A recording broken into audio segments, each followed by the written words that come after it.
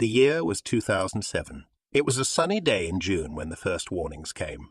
Heavy rain was forecast across large parts of England and Wales over the next few days. Having experienced flooding before, some communities started preparing. But no one could have predicted what was about to happen. Over the next month, extreme rainfall overwhelmed rivers and defences across the country. The scale of flooding surpassed anything in living memory. By the time the rain stopped in July, thousands of homes and businesses lay underwater. Livelihoods destroyed, lives tragically lost. I saw the devastation first-hand as a reporter. Entire streets turned into rivers. Cars and possessions abandoned, people crowding onto rooftops, desperately waiting for rescue. The images will stay with me forever. In Gloucestershire, the River Severn swelled to its highest level since records began over 200 years ago. Flood defences built to withstand a 1-in-100-year event were overcome. The market town of Tewkesbury was completely submerged. Residents recall waking to find water pouring into their homes. Within hours, the streets had become impassable. The ancient cathedral narrowly escaped ruin, its graves and tombstones swallowed by the tide. Many locals lost everything. Their homes, cars, treasured belongings, all gone. Months of hard work repairing from previous floods wasted as the waters rose once more. Further north in Yorkshire, the rain proved even more unrelenting. Around Hull, the River Aire and smaller streams burst their banks and converged across the land. Before long, 90% of the city was underwater.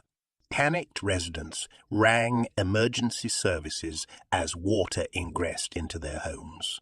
But no one could get in or out of the inundated streets. Thousands were trapped without power, clean water or ways to get help.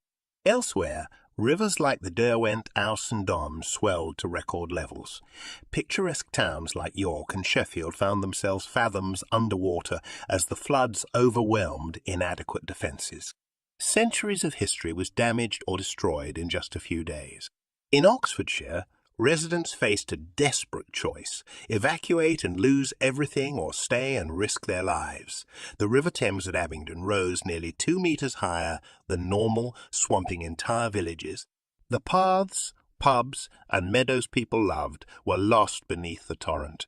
Outlying areas were completely cut off for days, but determined communities banded together. Farmers used tractors to deliver food and evacuate the vulnerable. Strangers opened up their homes to those displaced. As always, a crisis brought out the best in people. But the human cost was heartbreaking. Several lost their lives as the waters rose unforgivingly fast. Barbara was swept from her husband's arms as they tried to escape their cottage. Michael drowned just steps from his back door after being stranded in his home overnight. Jean couldn't hold on waiting to be rescued. Exhausted and freezing on her rooftop as the rain beat down, she was determined not to leave her home. But the 81-year-old's strength gave out. She tragically slipped into the churning waters below. The scale of loss was overwhelming. Livelihoods washed away, irreplaceable sentimental items gone, homes made uninhabitable. For many, the road to recovery seemed endless. Clean-up efforts took months. Temporary housing had to be found for thousands of displaced families. Infrastructure sustained enormous damage. Roads, railways and bridges were left crumbling and impassable. The cost of repairs ran into billions, but money alone could not replace heirlooms and memories. For some, the mental scars persist to this day. The 2007 floods highlighted how vulnerable communities remain to extreme weather. Though labelled a 1-in-1,000-year event, similar flooding has struck repeatedly since. Each time, more lessons are learned. But is enough being done to prepare? Our climate is changing. Experts warn floods are likely to become more frequent and severe. As sea levels rise and storms strengthen, the risks grow. We must work to mitigate the impacts and bolster flood resilience.